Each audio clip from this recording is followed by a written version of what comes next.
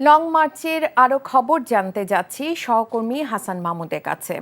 Hasan, long March তো এখন আখাউড়া সীমান্তে আছে, তো সমাবেশের নেতারা কি বলছেন সে সম্পর্কে আমাদের জানান।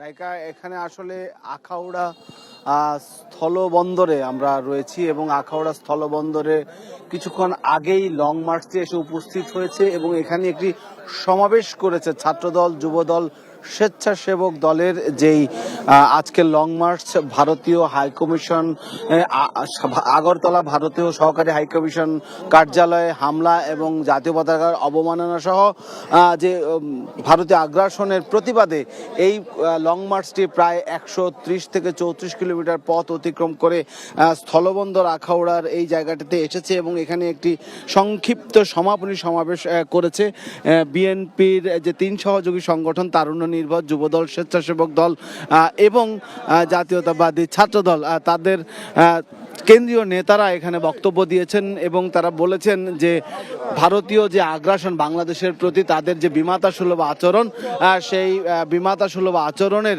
পুনরাবৃত্তি হলে বা বিমাতা সুলভ আচরণ থেকে ভারত সরে না আসলে বাংলাদেশের মানুষের যথাযথ জবাব দেবে এবং বাংলাদেশের মানুষ বসে থাকবে না।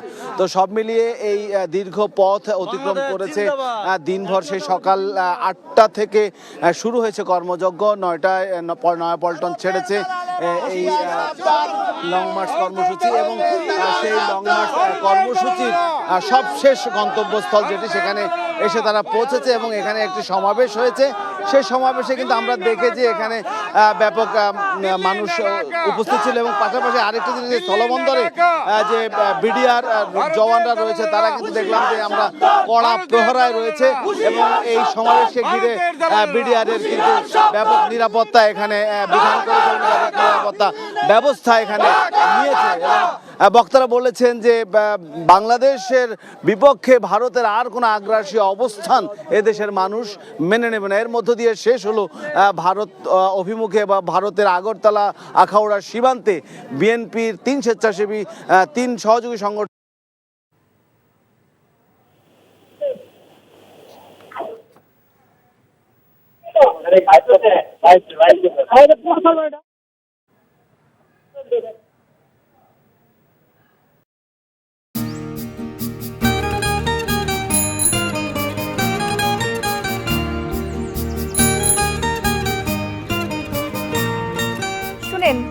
পুরুষ মানুষ তো এভাবে ভয় পেলে চলে না, মুখে সাহস রাখতে হয়। যা বলবেন সোজা সাপটা বলবেন।